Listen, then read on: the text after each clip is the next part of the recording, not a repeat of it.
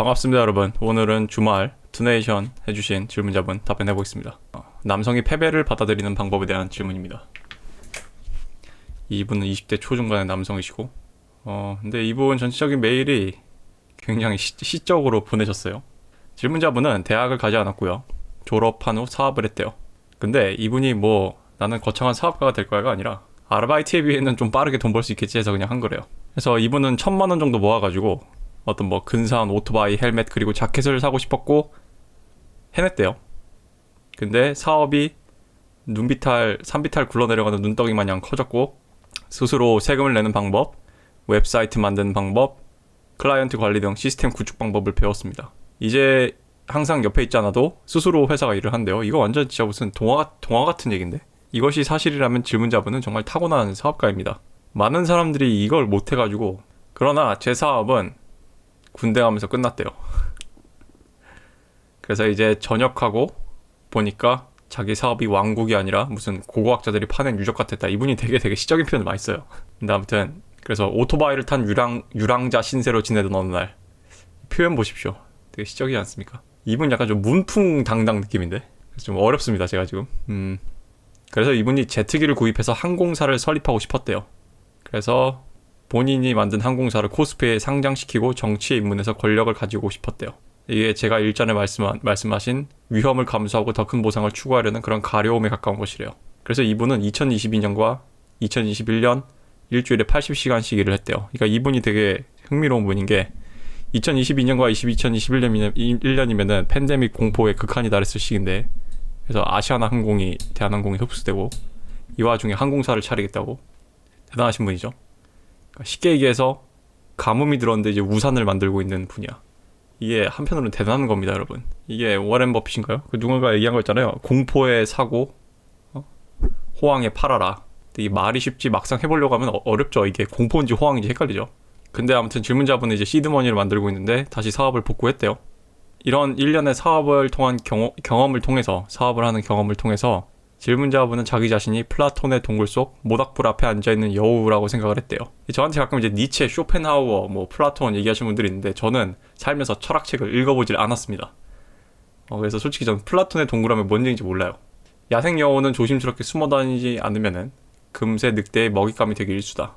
그러나 모닥불 앞에 앉은 여우는 동굴 벽에 거대한 괴물의 그림자를 들이우기에 그 어떤 늑대도 감히 동굴 안으로 들어오지 못한다. 그 모닥불의 불씨는 제 열정이고 목표이며 그 모닥불이 들이우는 괴수의 그림자는 제 위엄과 존엄입니다.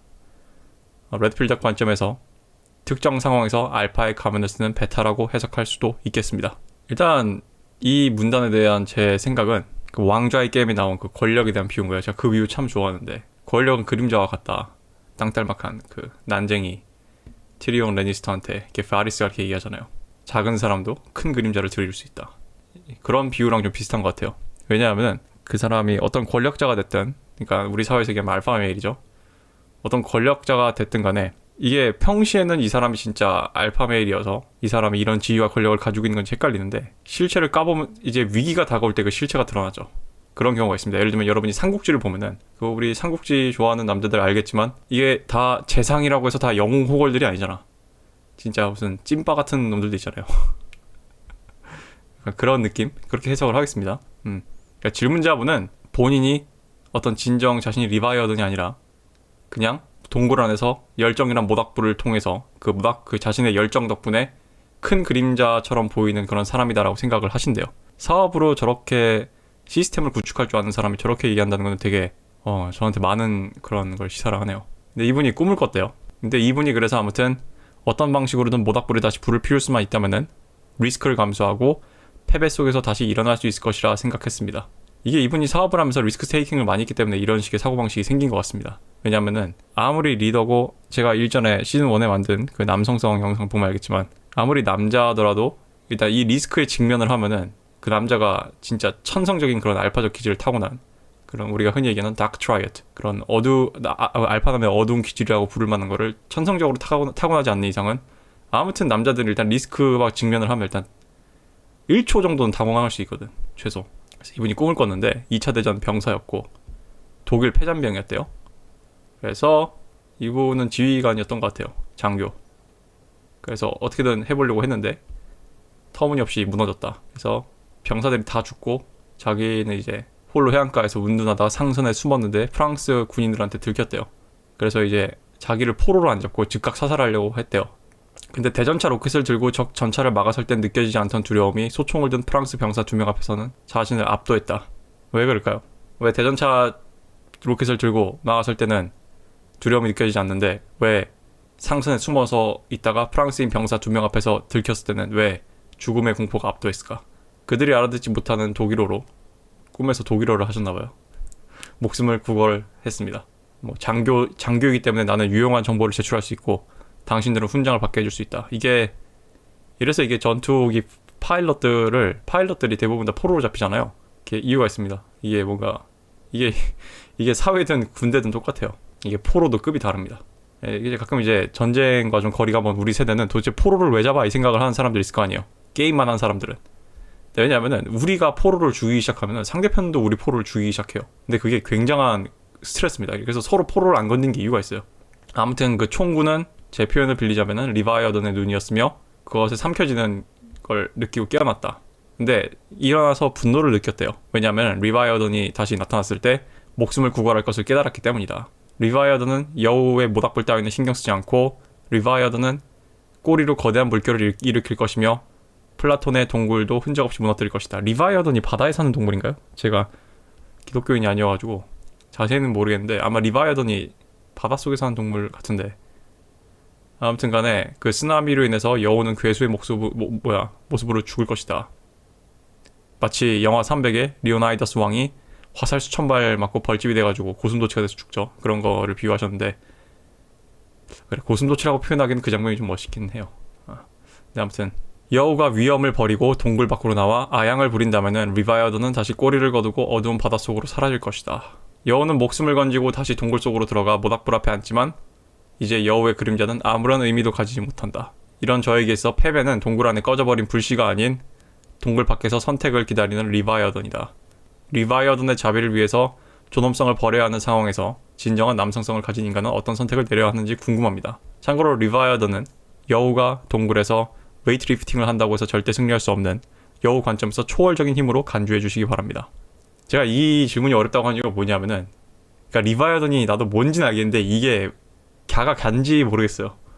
왜냐하면 이게 이런 철학적이고 이런 문학적인 문구는 여러분들이 다 학창시절에 해봐서 알지만 또는 대학시절에 해봐서 알지만 일정 부분 해석하기 나름이거든. 질문자분이 메일을 더 보충 설명을 해주셨습니다. 좀 더 사색을 하셨대요. 약간 좀 시간차가 있는 것 같은데 메일이. 시간차가 있네요. 한 2주 정도 시간차가 있네요. 2주가 지났습니다. 그래서 갱신을 해주셨는데 이분이 원초적 공포로 리바이어던을 설정했고요.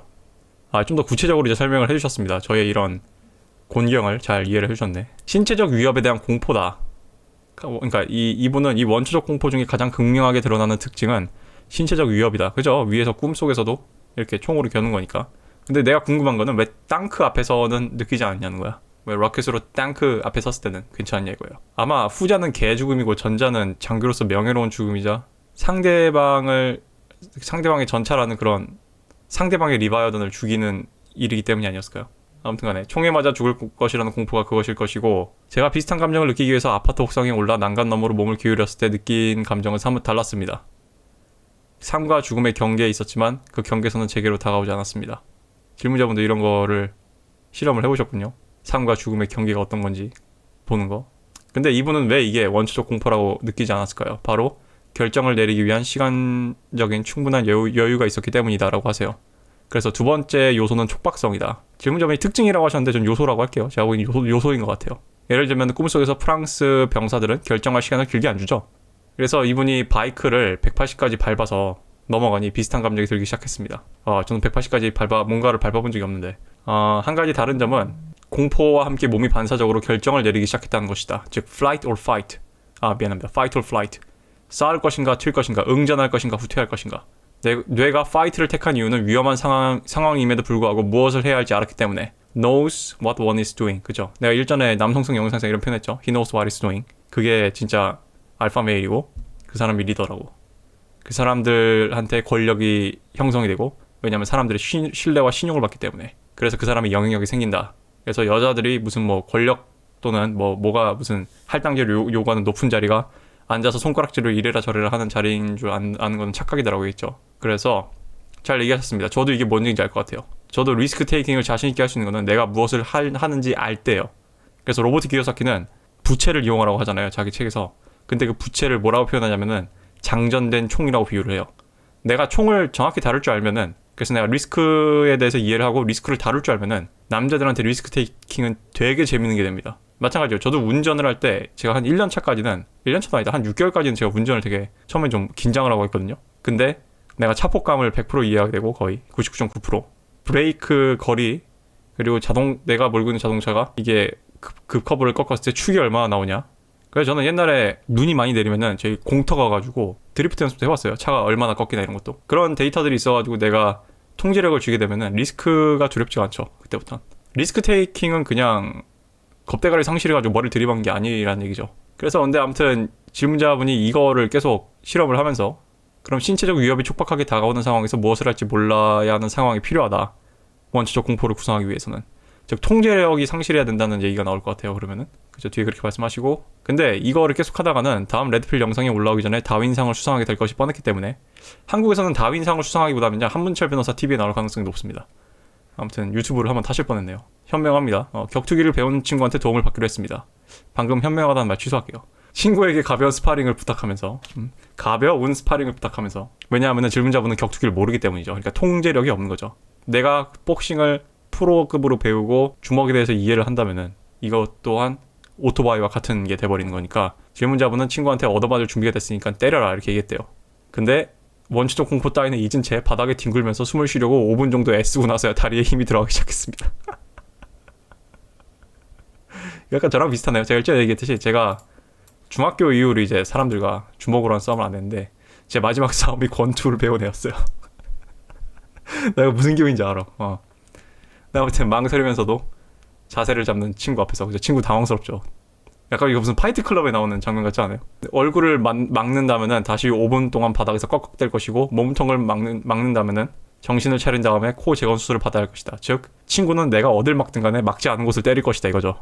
그래서 fight or flight에서 선택할 수밖에 없었고, 꿈에서 느낀 거랑 그제서야 비슷한 감정이 들었대요. 따라서 원초적 공포에서 가장 중요한 세 번째 요소는 lack of control, 통제 부재라고 적어주셨습니다. 이분 굉장히 철학적인 사고를 잘 하시는데요. 지금까지 제가 받아본 사연 중에 가장 그래요. 그래서 상황을 통제하기 위해 할 수 있는 것이 없을 때 뇌는 혼란에 빠진다. 그래서 프리즈 반응이 보인다. 정확히 보셨습니다. 이거 여러 가지 그런 책에서 나오는 얘기예요. 이게 야생동물들이 맹수랑 눈이 마주쳤을 때 순간 얼잖아요. 그게 그거거든. 사람들이, 여러분 이제 뭐 자동차 사고나 이런 거 보면 사람이 순간 가만히 서 있잖아요. 이제 근데 우리가 이제 한문철 TV로 보면은, 블랙박스 영상을 보면은, 야 이씨 안 펴고 뭐야, 쟤 뭐야 뭐 자연공갈단이야 이러는데 그게 아니라 정말 얼어붙는다고요. 특히 뭐 남자들은, 젊은 남자들이야 뭐 어떻게 기동을 하겠지만, 약자들, 할머니나 어린아이나 일부 여성 같은 경우, 이제는 여성을 약자로 불러야 되는지 모르겠어. 아무튼 원초적 공포를 그래서 얘기하셨고, 그래서 원초적 공포를 극복하기 위해서 모든 것을 통제하는 것은 현실적이지 않습니다. 그죠? 예를 들면은 우리 현실적인 원초적 공포가 뭐가 있을까요? 불의의 사고. 이거를 내가 뭐 컨트롤 할 수 있는 게 아니잖아. 내가 비행기 탔는데 내가 뭐 기장 뒷좌석에 앉아가지고 백시트 드라이버처럼 막 이래라 저래라 할 수 없잖아요. 때로는 뭔가를 믿어야 된단 말이야, 누군가한테. 질문자분 사업도 마찬가지일 거예요. 아마 질문자분이 이게 가장 안 좋은 사업가가 그거잖아요. A부터 Z까지 하나하나 직원들을 사사건건 다 통제하는 사업가. 말이 안 되죠, 그거는. 직원들도 싫어하고요. 그리고 그건 엄밀히 말해 사업이 아니죠.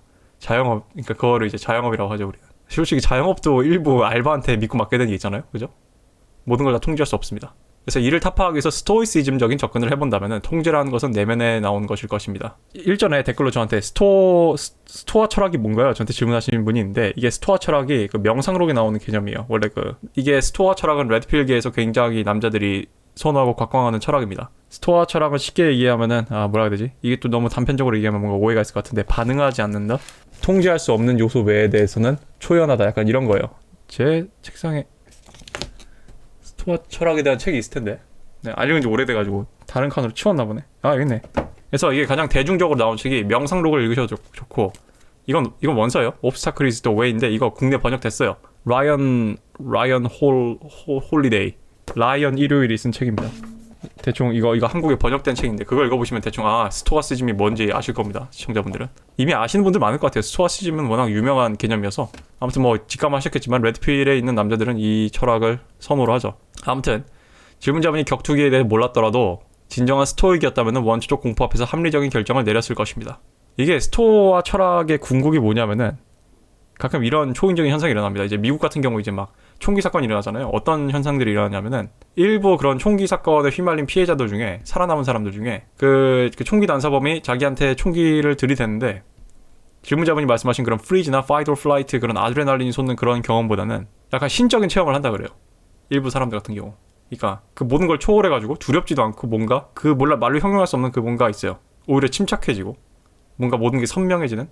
그러니까 이게 약간 좀 아드레날린에 의한 그런 동공 반응 아니냐 이렇게 생각하시는 분들이 있는데 그거랑 좀 달라요. 그런 종교적인 체험을 하는 사례가 간혹 나옵니다. 모든 사람이 하는 건 아니지만. 그죠. 진정한 스토익이었다면. 왜냐하면 이게 스토아 철학은 내가 평시에 안전할 때 그냥 책 읽어보면 이거 쿨하고 멋있는데 나 이제 오늘부터 스토이스트야 이랬는데 스토아 철학이 실현되는 거는 진짜 여러분이 겪고 싶지 않은 일들을 겪을 때입니다. 그래서 질문자분의 질문은 다음과 같습니다. 꿈에 느낀 감정에 대해서 분석한 내용에 대한 저의 생각이 궁금하시고 제가 놓친 내용은 없는지 추가하실 사항은 없는지 감정의 통제를 미덕이라고 생각하지 않는 현대사회에서 어떤 방식을 통해 통제력을 기를 수 있을지 궁금합니다. 마지막으로 원초적 공포를 접할 기회가 줄어드는 현대사회에서 원초적 공포를 극복하기 위한 스토아시즘적 단련이 어떤 가치를 지니는지 궁금합니다. 질문자분은 물어볼 사람을 잘못 고른 것 같습니다. 저는 제가 감히 스토아시즘을 설파하고 사람들한테 자기 통제력에 대해서 설파할 정도로 대단한 사람이 아닙니다. 왜냐하면 난 살면서 블랙스완 이벤트를 겪어본 적도 없고 모르겠어요. 뭐 남들이 보기에는 블랙스완 이벤트인 것 같은데 내가 그렇게 생각 안 한 것일지도 몰라요. 왜냐하면은 이 뭐든지 아무튼 위로 가면 끝이 없고 밑으로 가면 끝이 없습니다. 아무튼 이런 가치들은 다 상대적이기 때문에 그 허준의 유명한 대사가 나오잖아요. 중병 환자들 치료하고 있는 허준한테 누가 자기 고뿔 좀 치료해달라고 왔더니 막 주변 사람들이 손가락 뭐라 하잖아. 야 임마 지금 여기 중병 환자들 안 보이냐고. 그때 허준이 고뿔 환자는 자기한테 그게 중병입니다. 이러고 이거 어렵지 않은 거지 내가 설명드리겠다 해서 뭐 대추를 씨를 뽑아가지고 대추를 감아놓고 그 고뿔이 말랑말랑해지면 티눈일 거야 아마. 티눈 같은 거 뽑으라 이런 얘기를 제가 한 거를 어렸을 때 책에서 읽은 기억이 있는데 여러분들한테 뭐 스토아시즘을 하세요. 저는 스토이스트입니다. 이런 말을 감히 할 위치는 아니고요. 그리고 질문자분은 저보다 훨씬 더 저는 온실속 화초에만 8년 있었어요. 나는 대학에 있었거든. 대학은 온실속 화초입니다. 대학은 내가 소비자예요. 내가 교육을 돈 주고 사는 사람이란 말이야. 그렇기 때문에 안전합니다. 그래서 내가 일전에 얘기한 게 대학에서 학점 잘 받는 거랑 사회 나가서 성공한 거랑 하등 상관이 없다고 그랬어요. 질문자분은 그 살아있는 하나의 예시고. 일단 질문자분의 그런 느낀 감정에 대해서 분석한 내용에 대한 저의 생각은 방금 제가 쭉 설명했지만 저는 굉장히 좋은 통찰이라고 생각을 하고요. 원초적 공포에 대해 요소를 아주 잘 정의하셨어요. 아주 훌륭한 분석이라고 생각을 합니다. 저도 이렇게까지 원초적 공포에 대해서 깊게 생각은 안 해봤거든요. 그리고 뭐 제가 놓친 내용은 없는지 추가하실 사항은 없는지라고 물어보셨는데 일단 당장 제가 봤을 때는 딱히 제가 뭐 보탤 말이 없습니다. 왜냐하면은 저는 이 말까지도 공감을 하거든요. 그러나 원초적 공포를 극복하기 위해서 모든 것을 알고 통제하는 것은 현실적이지 않기 때문에 우리는 이것을 타개하기 위해 스토이시즘적인 접근을 해본다라고 하셨는데 이거는 정말 예를 들면 뭐 보통의 이제 이전의 질문들 같은 경우는 보통 이렇게까지 분석을 하더라도 마지막으로 이렇게 물어본단 말이에요. 그러면은 그래서 모든 것을 통제하려면 어떻게 해야 되나요? 이렇게 물어보시는데 조금 내 대답은 이거죠. 모든 것을 어떻게 모든 것을 통제하냐고. 굉장히 깊게 사고를 하신 분입니다. 그리고 나는 오히려 질문자분 같은 사람을 옆에 두고 좀 한 수 배우고 싶어. 왜냐하면은 이분은 되게 재밌는 어떤 알파적 기질들을 갖고 있습니다. 예를 들면 오토바이 운전을 하셨죠. 재밌는 게 미국의 많은 그런 알파 기질을 가진 남자들의 공통점이 오토바이를 취미로 갖고 있어요. 뭐 물론 꼭 오토바이 탄다고 해서 알파적 기질이 있는 건 아니겠지만. 그리고 이분은 제가 일전에 저 사업하고 싶어서 창업하고 싶어서 경영학과 갈래요. 사연자분한테 제가 한 말에 거의 교과서적인 사례예요. 이분은 고등학교에서 대학을 진학을 안 하시고 그냥 사업을 하셨죠. 그리고 웃긴 게 나는 한국의 스티브 잡스가 돼서 이런 게 아니라 나 오토바이 사고 싶어. 재밌죠. 재밌습니다. 내가 이걸 예체능 있으면서 많이 봐요. 저는 훌륭한 영화 감독이 되겠습니다가 아니라 그냥 어쩌다 휘말려서 영화 감독이 되는 사람들도 있고 어쩌다 휘말려서 그 업계에서 일하는 사람들도 있고 근데 그냥 먹고 살려고 일하다 보니까 수십 년이 지나서 그냥 내가 거기 프로가 돼 있는 경우가 있어요. 그래서 물어본단 말이야. 그런 사람들이 이제 저희 학교 이렇게 교육 오잖아요. 이제 학생들 현업에 있는 사람들 교육 오면은 반드시 이런 질문 한단 말이야. 어렸을 때 그거 꿈이셨냐고 하면은 지금 현업에 종사하는 이제 중년에 계신 그런 촬영 감독이나 그런 분들은 아니오라고 대답하는 경우가 많아요. 그냥 먹고 살기 위해서 했다. 근데 하다 보니까 그냥 내가 이 바닥에서 프로가 됐다 이렇게 얘기하는 분들 많거든. 그래서 책 중에 되게 재밌는 책이 있는데 일본 사람이 쓴 책 중에 내가 본 것 중에 진짜 또라이 같은 책 탑 10 안에 드는데 지금 당장 롤렉스 시계를 사라는 책이 있어요. 저는 그 책 읽고 되게 재밌다는 생각을 했습니다. 아무튼 간에 그래서 저는 질문자분한테 딱히 뭐 보탤 말은 없는 것 같습니다. 어떤 남자들이 퍼스널 퍼포먼스를 구현을 하면서 그런 느끼는 감정, 현실적으로 와닿는 감정들에서 잘 묘사를 하셨고, 그리고 이제 두 번째 질문 들어가 보면은 감정의 통제를 미덕이라고 생각하지 않는 현대사회에서 어떤 방식으로 통제를 기를 수 있을까? 질문자분이 정말 무시무시한 진단을 하신 거예요. 감정의 통제를 미덕이라고 여기지 않는 현대사회라고 하셨는데 맞습니다. 이게 제가 레드필 채널에서 얘기한 페미니제이션이 된 사회, 여성 페미나이즈드 된 사회, 여성화가 진행된 사회의 특징이에요. 여러분이 뭐 일관된 진술, 미투 이런 것들이 그냥 단순히 나왔다고 생각하는데 아니요. 그게 여성들의 정치법이에요. 여성들의 사회 규율법이에요. 그러니까 여성의 질서예요. 우먼스 오더예요. 그게 조던 피터슨이 얘기한 어떤 남자와 여자 오더 vs 케이오스. 그러니까 혼돈 대 질서 대 혼돈에서 혼돈의 영역에 들어간 거예요. 지금 우리 사회가 혼란스러운 거예요. 지금 우리 사회 혼란이 야기된 거는 여성들의 사회 진출의 영향이 큽니다. 이렇게 얘기하면 또 개거품물 패미들이 있을 텐데, 근데 그렇다고 해서 나는 남성 위주의 사회 질서가 돼야 된다고 생각도 안 해요. 왜냐하면은 내가 어렸을 때 그런 사회였거든. 그래서 나는 그런 조던 피터슨이 얘기하는 그 극심한 오더의 사회의 폐해가 뭔지 나는 이미 어렸을 때 깨달은 사람이에요. 그렇기 때문에 내가 20살 초반에 주변 사람들한테 페미 소리 들었던 거고, 참고로 나는 자유주의 페미니즘은 나는 응원을 했어요. 자유주의 페미니즘은. 근데 아무튼 그래서 나는 탈남성성을 20대 초반에 지지했던 거고, 왜냐면 난 그것에 폐해를 받기 때문에. 근데 이제는 너무 반대극단으로 넘어와 버린 거지. 우리 현대사회는 감정 통제를 미덕이라고 생각하지 않고요. 오히려 감정을 믿어라. 수많은 여성향 이런 책들 봐봐요. 남자들은 안 읽는 책들. 남자들이 읽는 책들은 정해져 있습니다. 뭐 이런 사회과학 도서들, 뭐 아마존 베스트셀러 막 이러면서. 근데 정작 여자들이 많이 읽는 여성향 책들 보면은, 특히 아줌마들 많이 읽는 책들 보면은 저런 소리를 되게 많이 해요. 뭐 너의 감정이 진실이다. 이게 진짜 위험한 말이거든. 너의 감정이 진실이다. 이게 정말 위험한 말이에요. 그리고 웃긴 거는 이런 교육을 미국에서는 이제 학교를 통해서 어린 남자아이들한테 하기 때문에 지금 제너레이션 Z 세대의 그런 많은 문제를 야기한다고 레드필에선 보고 있거든. 왜냐하면 내가 얘기했잖아요. 여자들이 자꾸 여자식 해결법을 남자한테도 들이대요. 마찬가지예요. 딸아이한테 남자식 해결법을 들이대면 좋지 않을 수도 있어요. 그래서 내가 남사친과 여사친은 명백히 다르다고 얘기한 거예요. 그리고 여러분들 눈치가 빠른 사람이 알겠지만 나는 내 채널 구독자한테 뭔가 대댓글을 달 때 이 사람이 여자일 때 할 때랑 남자랑 할 때랑 난 대화법이 달라요. 일단 난 기본적으로 쓸데없는 논쟁은 여자는 안 합니다. 왜냐면 여자는 뭔가 올바른 결론을 내고 싶은 게 아닌 경우가 많아. 그냥 내 얘기 들어주세요 경우도 많고. 그래서 여자들이 이런 말 하잖아. 왜 자꾸 남자들은 자기 문제를 해결하려고 하냐고. 이게 진짜거든 그게.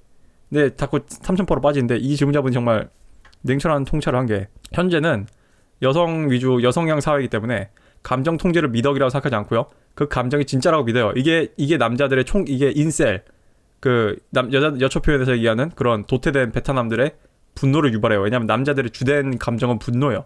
그렇기 때문에 남자들한테는 사내 자식들을 가르칠 때는 자기 통제를 가르치는 겁니다. 그리고 남자가 버든 오브 퍼포먼스가 있고 팀워크로 일을 해야 되고 하이라키에 들어갈 때는 반드시 자기 통제가 필요해요. 그래서 요즘 직장 내에서 어떤 그런, 물론 뭐 직장 꼰대 문화도 좀 문제가 있긴 한데, 그러니까 이거는 내가 말한 직장 꼰대 문화가 문제 있다는 거는 실제로 그 조직이 퍼포먼스를 내는데 발목을 잡는 것이기 때문이기도 한데, 한편으로는 이게 몰라요. 내가 중간에 낀 세대라 내가 이렇게 보는 걸 수도 있는데, 한편으로는 내가 봤을 때는 요즘 제너레이션 Z 세대가 사회에 진출하면서 이건 좀 아닌데 싶은 것들도 많거든. 이거는 조직에 소속된 사람이 할 게 아닌데?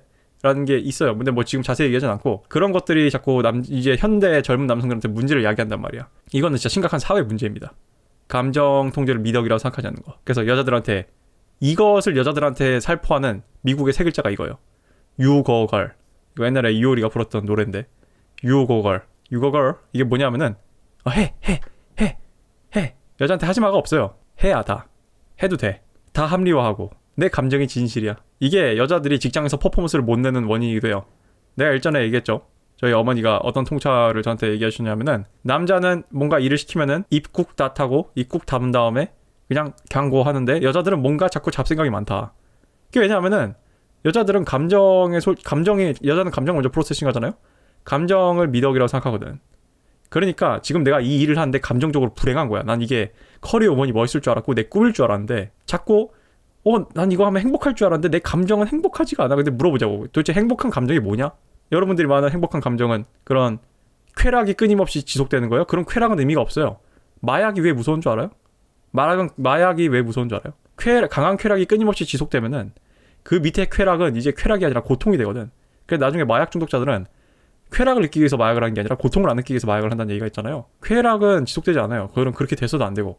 그러니까 직장에서 여성들이 퍼포먼스가 상대적으로 밀리는 거예요. 이거는 뭐 남자랑 똑같이 대학 들어가고 명문대 들어가고 학점 잘 받고 이런 건 상관없다고. 그래서 감정 통제를 잘하고 감정적으로 무덤덤한 사람들이 그런 여자들이 커리어에서 성공을 하는 거예요.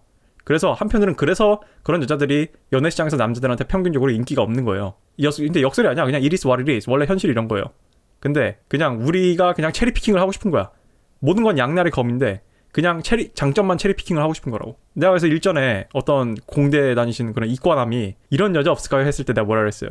그런 여자 찾아보면 있긴 할 텐데 당신 기대처럼 그러진 않을 수 있다고. 왜냐하면 양날의 검이거든. 그래서 여러분들이 내 채널에서 이렇게 여성을 혐오한 근거로 쓰는 수많은 여성들의 그런 특징들이 나는 혐오하지 않는 이유가 사실은 그게 반대쪽 칼날에는 내가 좋아하는 여성적인 측면들이 있는 게 있거든. 이건 뭐랑 똑같냐면은 내가 포드 머스탱을 몰고 다니는데 아이씨 왜 이렇게 연비가 안 좋아 이렇게 볼멘 소리 하는 거랑 똑같다니까? 얼마나 신나 막 우렁우렁 막 V8 엔진 포드 머스탱 V8이 아닌가요?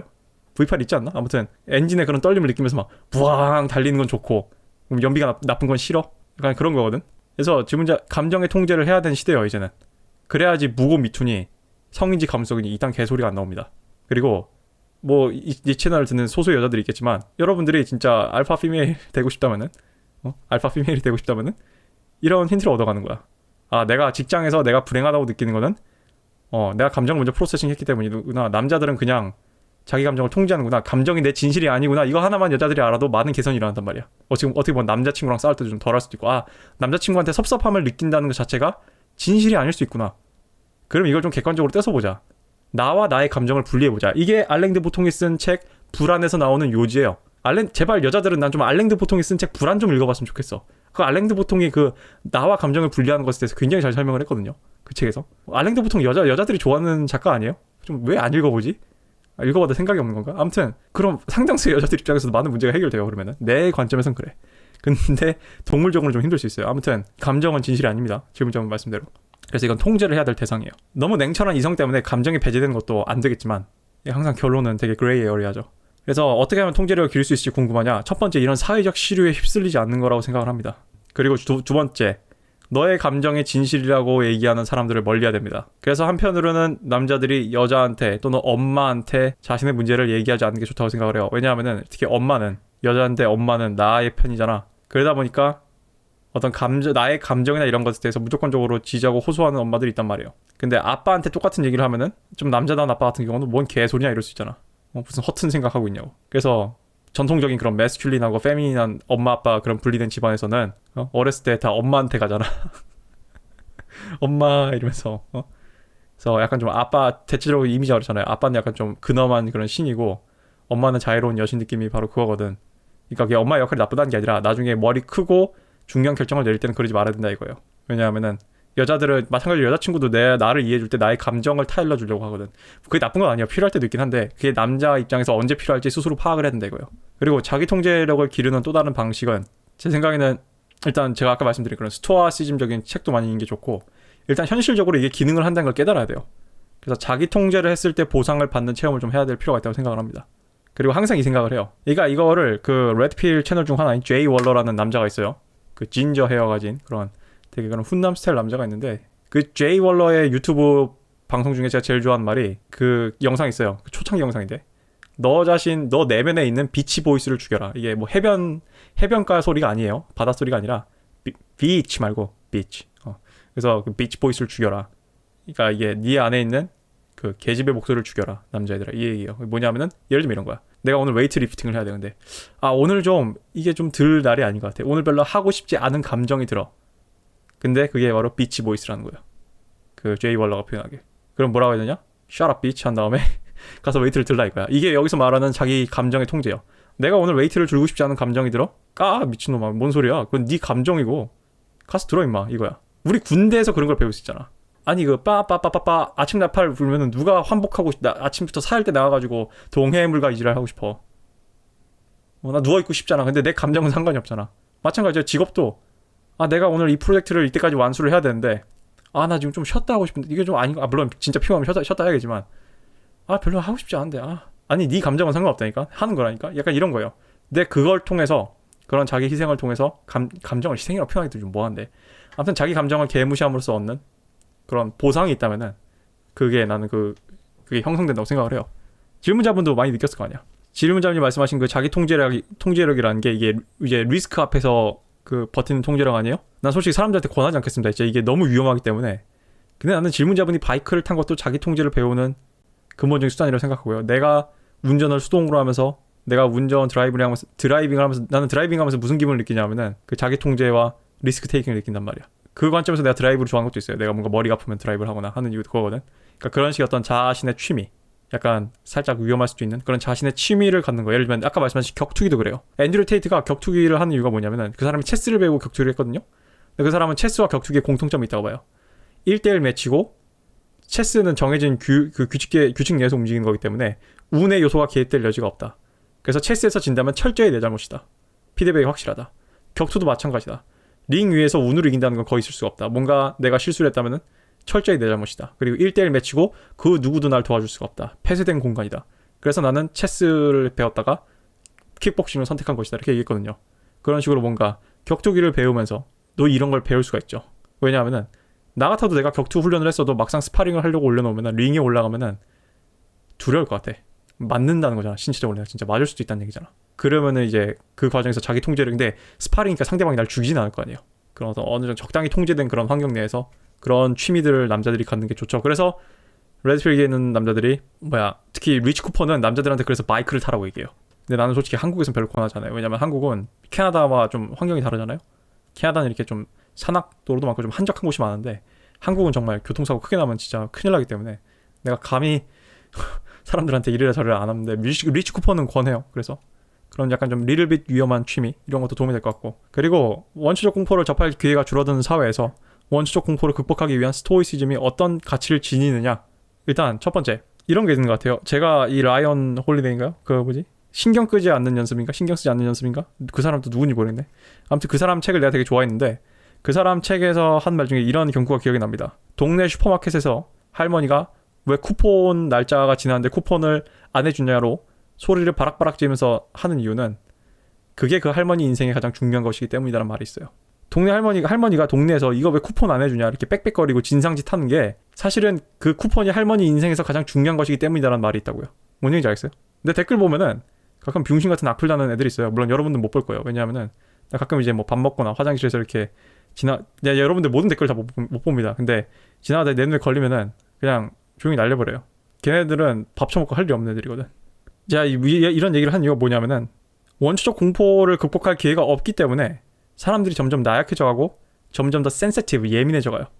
스노우플레이크라고 하죠. 스노우플레이크. 이 스노우플레이크는 여러 가지 뜻이 있는데 첫 번째 스노우플레이크는 눈송이는 저마다 그런 정해진 그런 똑같은 모양이 없죠.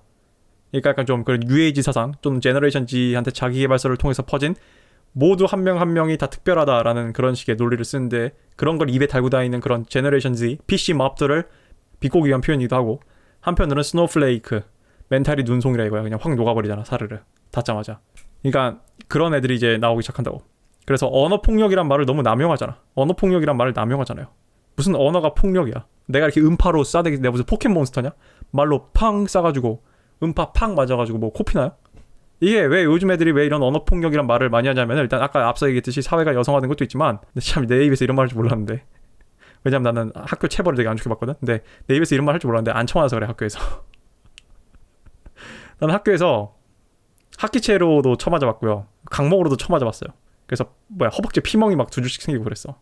머리 안 자른다고. 막 교복 이거 앞에 막 빼놓고 다닌다고. 내가 엄마 맴매가 언제부터 안 무서웠냐면은 중학교 때 학교 선생님들한테 쳐맞으면서 안 무서워지기 시작하더라고. 맷집이 생기면서. 그때 갑자기 엄마가 때리는 게 너무 무서워 보이는 거야. 체육 선생님한테 맞기 시작하니까. 아니 생각해봐요. 엄마가 회초리를 때리는 게 뭐가 아파요. 근데 초등학교 때 회초리 되게 무섭거든. 근데 학교 와서 강목으로 쳐맞아가서 맷집이 생기는데 회초리가 뭐가 무서워. 그때부터 이제 엄마가 안 무서운 거야. 그런 거예요. 현대사회 사람들은 이제 좀만 하면 뭔가 이게 점점 미친 것 같잖아. 이제 최근에 나 무슨 말까지 본 줄 알아요? 당 떨어진다는 표현을 쓰면 안 된대. 당뇨병 환자들이 기분이 나빠한다는 거 아니야. 그리고 택시 잡는다는 표현을 쓰면 안 된대. 택시 기사들이 기분을 나빠한대. 이게 내가 무슨 일부 정신나간 사이트에서 지어낸 게 아니라 무슨 누가 이렇게 사진을 찍어놨어. 무슨 아침에 그런 출근 시간에 여러분들이 듣는 그런 뉴스 팟캐스트에 어떤 무슨 실명을 까고 어떤 인간이 나와서 한 소리야. 이 뭐야 이게. 미친 거 아니야. 이 세상이 어떻게 돌아가려고 이 모양이야 지금. 이게 왠 줄 알아요? 질문자분 말씀드려요. 공포의 위기를 접할 기회가 없어서 그래. 전쟁을 안 해서 그래. 전쟁을. 우크라이나 여자들 러시아 군사들한테 강간당한 거 맞죠? 근데 지금 한남들이 니들 군대 집 지키는 개고 니들이 뭘 방어를 하냐. 니들 뭐라 그래. 무슨 내가 야수단 출신이어서 자꾸 야수베가스가 떠오르는데 그 군대를 뭐라 그러냐. 캠프라 그러나? 어디 무슨 휴양 간다는 식으로 표현하잖아. 니들이 하는 게 뭐냐고. 미군이 지켜주지. 그럼 그런 정신 나간 소리를 하잖아요. 군대의 존재와 군대가 국경에 서 있는 이유에 대해서 얘네들은 아무 개념이 없잖아. 근데 이게 진짜 끔찍하다니까. 우리나라 교육은 실패한 거예요. 불과 6.25 전쟁을 겪은 세대가 지금 우리랑 같이 콧구멍으로 같은 공기를 숨쉬면서 살고 있는데 그 사람들이 채 죽기도 전에 벌써부터 이 젊은 애들이 그런 헛소리를 하는 거는 우리 교육의 실패예요. 이거는 계승을 못한 거야. 그 전쟁의 공포와 그것들을. 왜 군대가 중요하고 군인들이 존경받아야 되는지에 대한 아무 개념이 없는 거예요. 이거는 어른들의 실패야. 이건 586의 실패고 그전 세대의 실패예요. 왜냐하면 진짜 그러니까 이런 정신 나간 사회라고. 그러니까 이 원초적 공포에 대한 개념이 없는 사회라고 지금. 그러니까 지금 가부장적 사회 같은 개소리를 하잖아. 지들이 가부장제 덕분에 먹고 산지도 모르고. 가부장제를 해체하면은 그 사회는 어떻게 될까?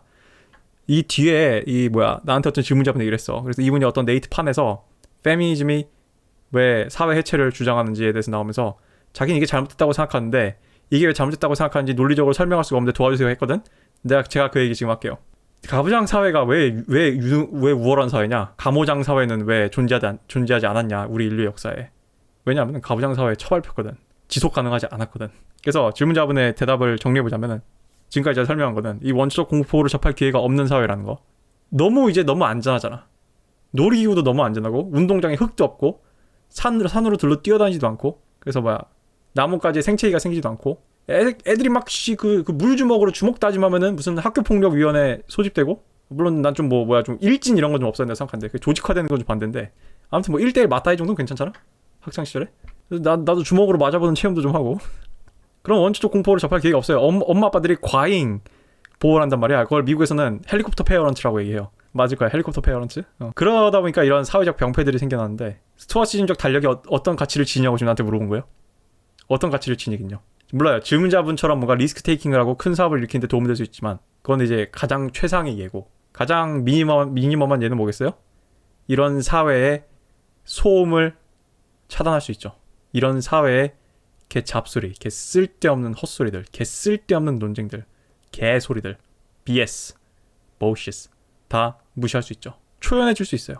그것만으로 일어나는 에너지 세이빙이 엄청나요. 그러니까 내가 일전에 정치병자가 되지 말라고 한 영상도 마찬가지예요. 에너지 세이빙을 하라는 얘기예요. 청년 남성 여러분들한테. 그리고 좀 더 중요한 문제에 집중을 하는 얘기예요. 이것이 갖는 가치는 그냥 이 한마디로 해결됩니다. 무궁무진. 에너지 절약을 통한 무궁무진.